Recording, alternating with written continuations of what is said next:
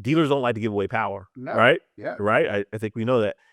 I don't know how comfortable they will be giving away that power to AI if you can still trick the system in the way that Augie did.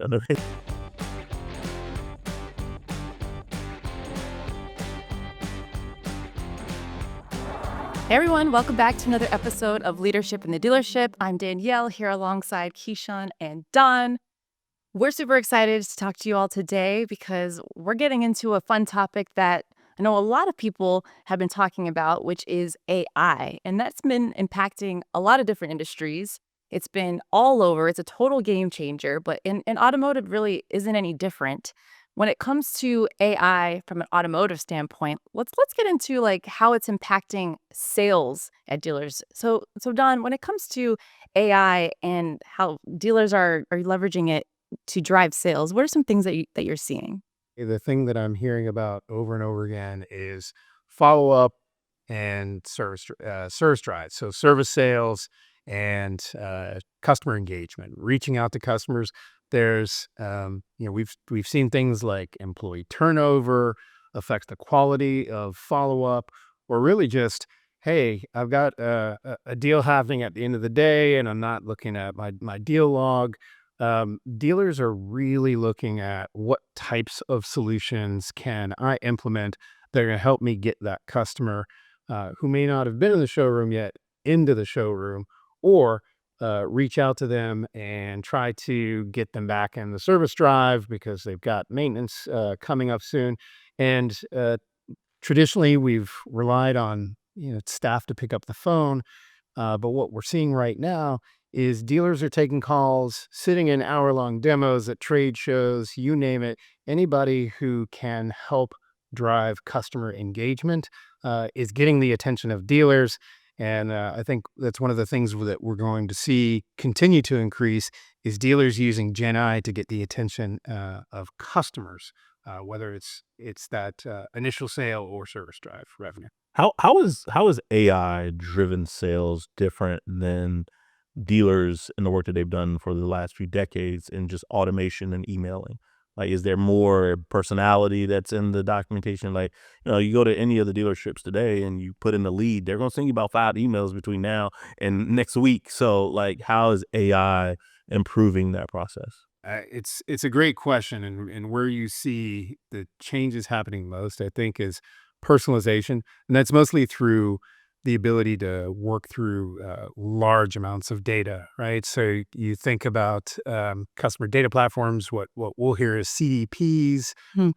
It's whatever you can do. There's so much first party data from advertising. There's so much data that's sitting in your CRM, that's sitting in your DMS, that when you use the traditional, to your point, email programs where you walk in a dealer and all of a sudden you've submitted one lead and you've got 5 calls in 10 seconds, or you've got text messages, the hope, the promise of AI is a little bit more controlled reach out, a little bit more personalized reach out, or frankly, reach out at all, right? That is, hey, that car I was looking for wasn't in stock and now it is. Is someone really going to call you up?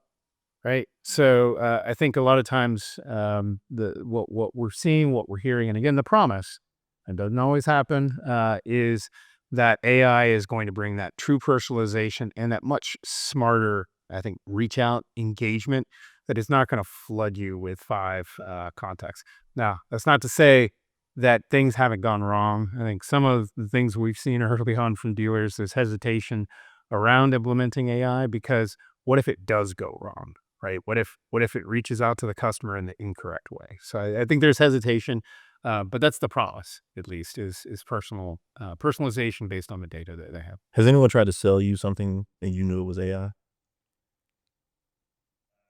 You talking about automotive or just in general? Just Just in general. in general, directly, I not yet.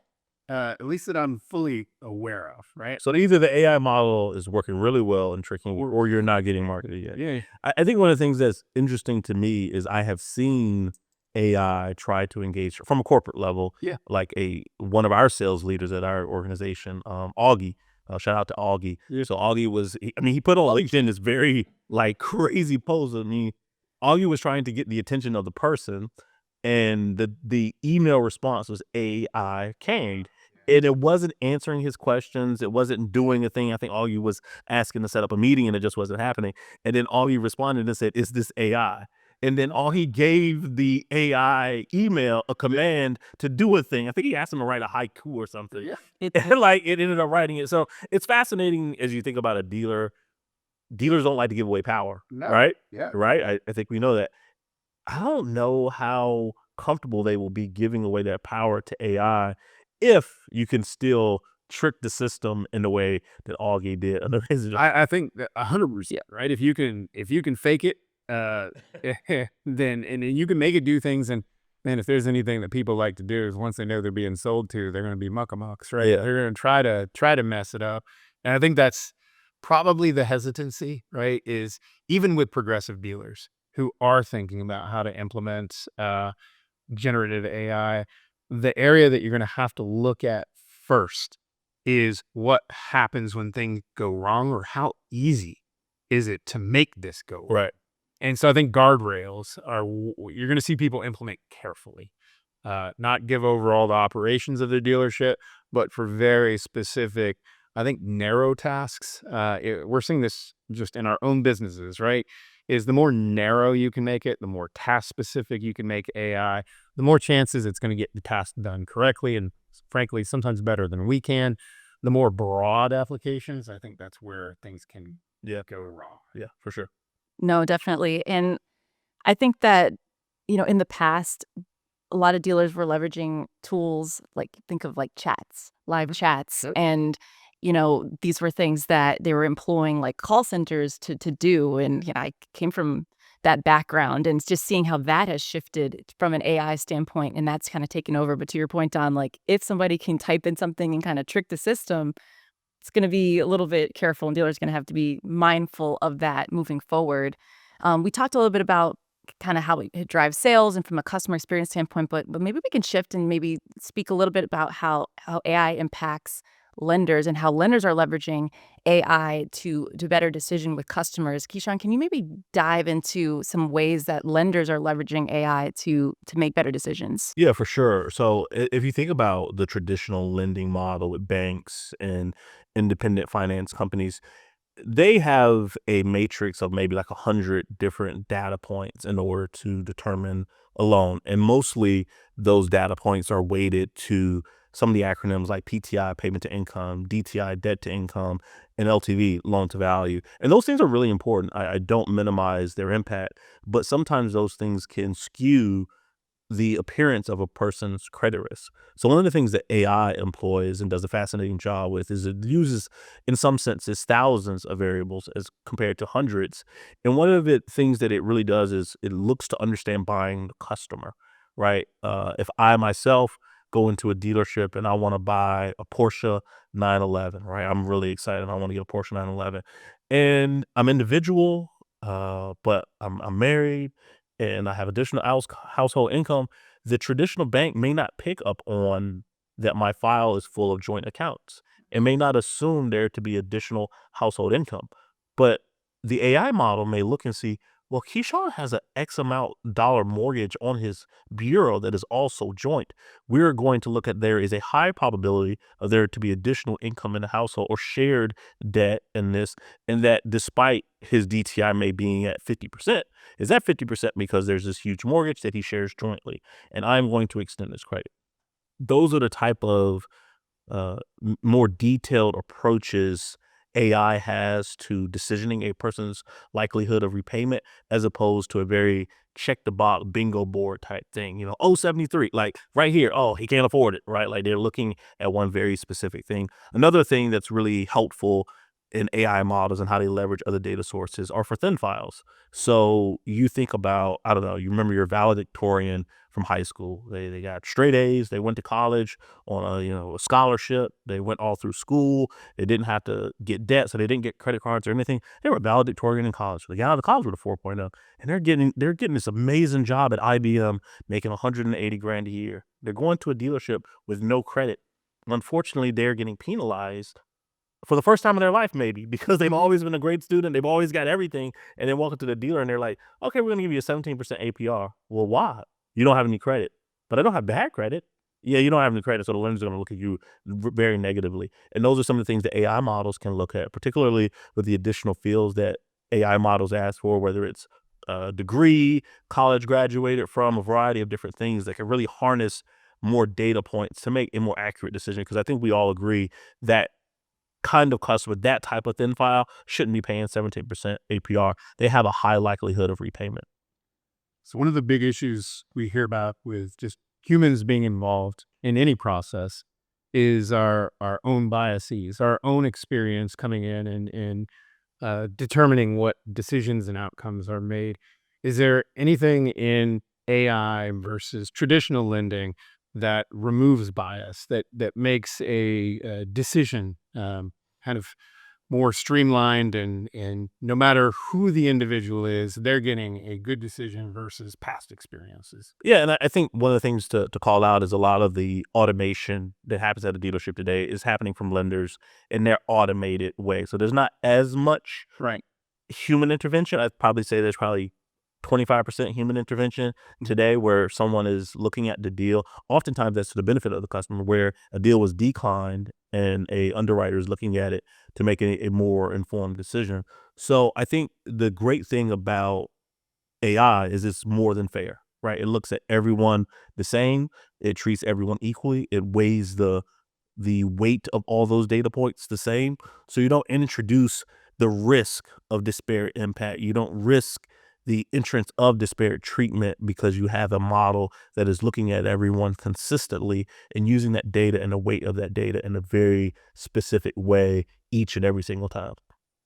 Hmm. I love that because with it being the model, it's not going to have like the biases that a human's going to have. It's going to be able to truly make that decision. I think about even myself when I've gone to but I've actually been targeted a couple times from different AI lenders. And just maybe I fit the mold that they're looking for. I don't know, but I've gotten a lot of more so recently, more inquiries, whether it be via direct mail or via email or just outreach of them trying to see like if I would be a good candidate for a loan or things like that. So I'm always curious, like, why did I get targeted? Like, what's the reasoning? I would say maybe life changes, right? You're sitting there looking at your back down, going, "Hey, what's changed in Danielle's life? Maybe she needs to upgrade to a bigger SUV or a minivan." Yeah, absolutely. And so we've talked a little bit about how AI can impact, sales at a dealership, customer experience at a dealership, how it impacts lenders. But let's kind of squash that elephant in the room. A lot of the dealers listening to this have some concerns about AI and some misconceptions about AI and the fear that of what could happen if this kind of takes over. What are some things that we can kind of maybe pose that can maybe give dealers some ease when it comes to if they're going to start making some decisions about AI at their dealerships? Yeah, I think one of the things that initially comes to mind, kind of similar to what Don was talking about with the CRMs and maybe DMSs and leads in general, is like, oh my, we're going to create AI to respond and craft this message. Well, I think that doesn't mean that BDC goes away entirely. I think it allows the BDC to be more efficient because there are inflection points in the conversation where the AI model has done a lot of the heavy lifting, but hasn't pulled it all the way in, that enables a customer to, or excuse me, a BDC member to intervene to guide that conversation to where it's going or where it needs to go. And I think that's really fascinating because that allows each current BDC member to be more efficient in how they show up and be more efficient in building relationships and getting customers in the door. Let AI do all of the, for lack of a better term, easy steps. Oh, I see you're looking at a car. What kind of car? When would, like those things. Hmm. Let the BDC employee engage the consumer to talk about the vehicle having CarPlay and having cooling seats, heated seats, whatever it may be. I think that is where, as we think about efficiency gains, a dealer principal, a GM should get really confident, like, oh, I don't have to worry about collecting the phone number anymore. AI is going to do that for me. I just have to get somebody to intervene at whatever point they want to intervene. No, Yeah. definitely. I think one of the biggest fears, it's like anything, right? A wave of change is coming. You look at AI, and some of the fear, some of the concern is it's going to take my job, whatever that might be. And I think that's the misconception about AI, or or frankly, any tool and process that's new to people and feels threatening, is that it might take away my responsibility. And if there's anything that many of us hate to do, it's give up control. But AI isn't the replacement. I think it is a tool, and it can augment the great sales staff that you have. It can augment the BDC. It can augment F&I managers. You're not taking everything away from them. I think you're augmenting them and making them better at what they do. And that's the way you need to think about AI and how to implement is find something in the dealership that is inefficient, that is a pain point, and look at where can I supplement what my best people are doing today, and help everybody in the dealership level up. But AI is not a solution today that's going to completely replace staff. I think that's where things probably go wrong, is if you think you can just press a button, it's the easy button to solve a problem. It's not that. It's a tool like anything else. No, Don, that's so true. And honestly, like you said, like it's not going to just solve all of the problems.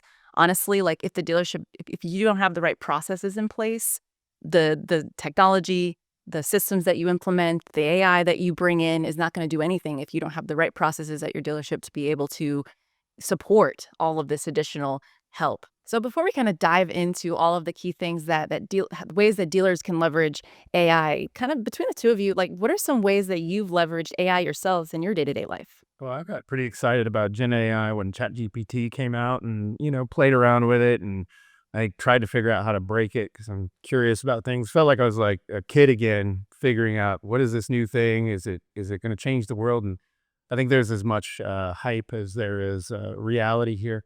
But like anything, it's like, let me get in and figure out what I can do. And sometimes it was really good at writing, really bad at math, but maybe that's not so bad. 'Cause if I go back to college, maybe I was as well. And then, we started bringing it into work. So it was, how could I use GPT or Claude or any of the tools that are available to accelerate what I do on day to day. And one of the things that we found that it was really, really good at was giving it a ton of data. So imagine it was, let's say, sales call analysis. We might get insights about our sales calls that would have taken hours of watching calls and taking notes. And now we could analyze how did that call go, and made it significantly faster. So sometimes it's wrong, right? You look at what it says and you're like, that's not what happened in that call. So you have to be careful. I've been using AI now in kind of day to day life, whether it's on my phone or whether it's just personal entertainment or for work. Going on about 2 years now, and I think the biggest thing for me was don't be afraid of it. Just jump in and try things, and it's going to go wrong, but it's been fun, right? More than anything. No, that's good. How about you, Kichan? Yeah, Don kind of touched a little bit on how we use it for work and call recordings. I'm very fascinated with that experience as well. But I was fighting the Terminator for a while. I didn't really dive into the AI world personally by giving them my email address and signing up for an account until August of this year. Oh wow. And I use it every week.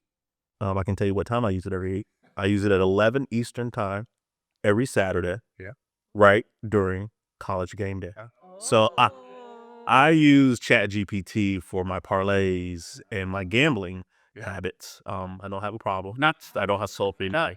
It's a recreational. It's a habit. It's a habit. I just told you I do it at the same time every week for the last 11 weeks. I'm okay with embracing that as a habit. But one of the really fascinating things about ChatGPT is, and I usually say like, hey, book me a 7-game parlay based on like other type of parlay philosophies that are out there, right? And then I can customize it to say like, how much money do I want to risk? How much money do I want to return? Like the different like scenarios in game and things like that. It's really fascinating. Like it's like a little video game for me. But I don't.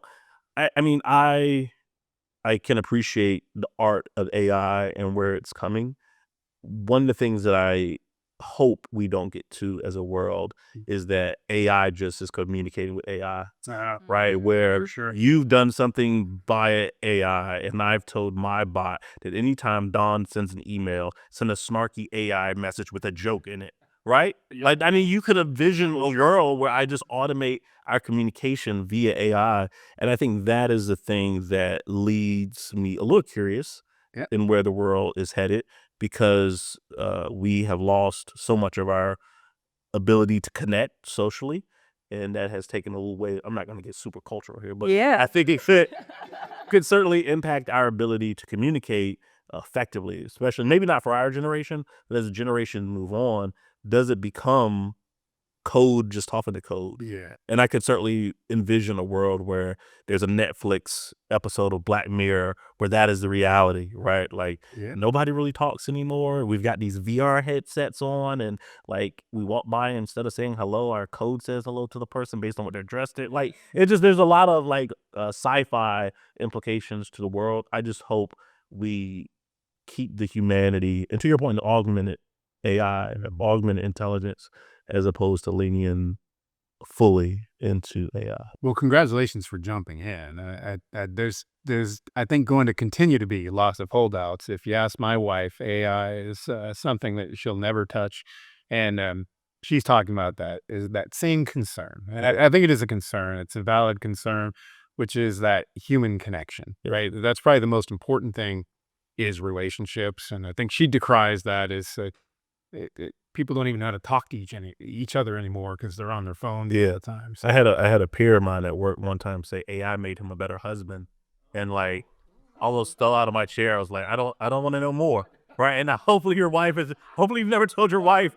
that like AI is making you a better. Hey, hold on. I gotta turn off all my AI responses to my wife when she sends me text messages. So again, it's the art of it all. But yeah, well, let's maybe jump. I'm excited about my parlays, but other than that, I think you're partly. I'm not really excited about parlays. We should probably talk into the jump in and talk about the art of the deal with dealerships as well.